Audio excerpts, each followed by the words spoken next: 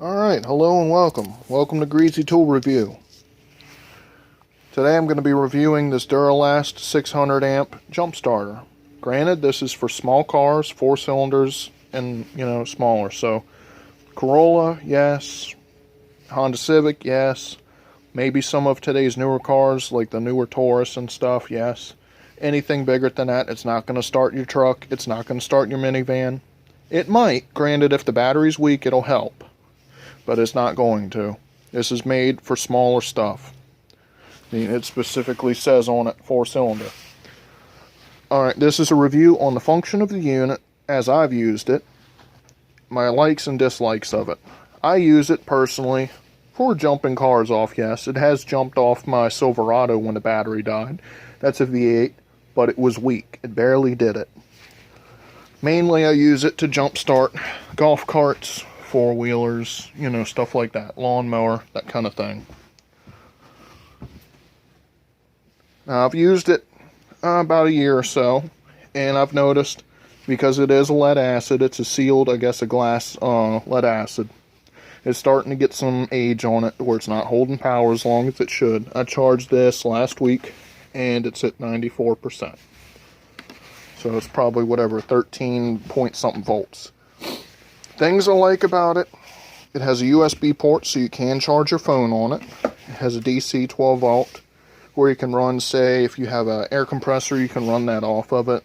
A phone charger, which you don't really need because it has a USB. It's nice that when you connect it, it tells you if you did so correctly or not correctly. And it's also nice that the cables are not energized until you turn the switch on. When you turn the switch on, then they're energized. The thing I do not like about them is, one, the cables are about too short. They could have used another turn. They could have gone around one more time.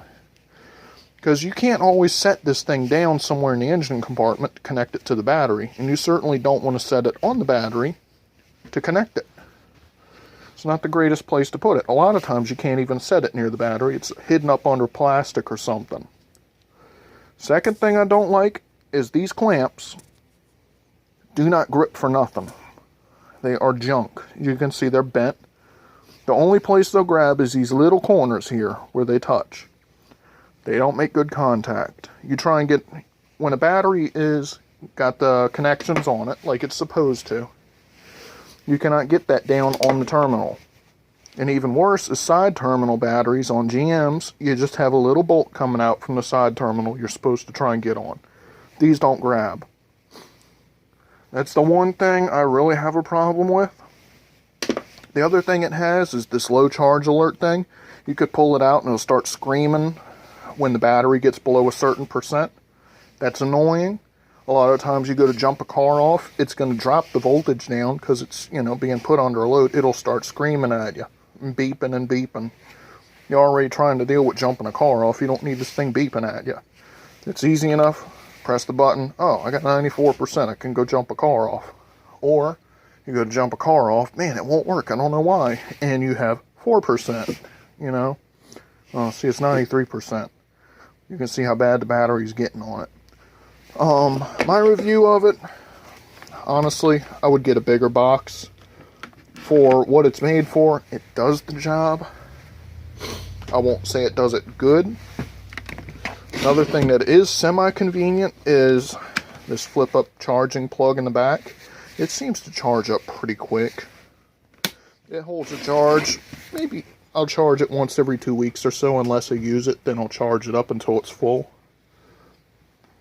But, it's handy to keep around if you have multiple vehicles. Or say if you work somewhere to where you're dealing with vehicles all the time, or power equipment or something to where you need to jump things off. I happen to work where there's quite a lot of vehicles passing through, and I work with power equipment and off-road equipment and stuff like that. So it's convenient to have, but it'd be better to get something a little heavier duty.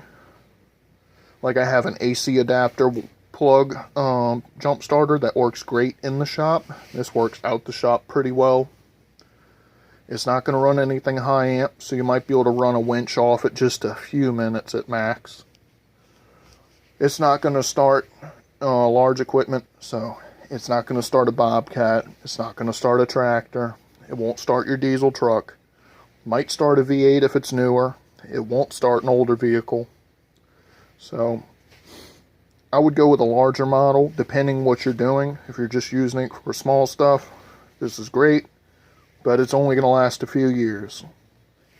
If they made it with a lithium battery, it'd probably be a lot better and a lot lighter. This thing does have a little bit of gravity to it. But it stood up to the abuse I put it through pretty well. There's just, if they had put better clamps on it and a little bit longer wire, I'd be more happy with it. But that's my honest Greasy tool review. Hope y'all enjoyed it. There's more to come. See you next time.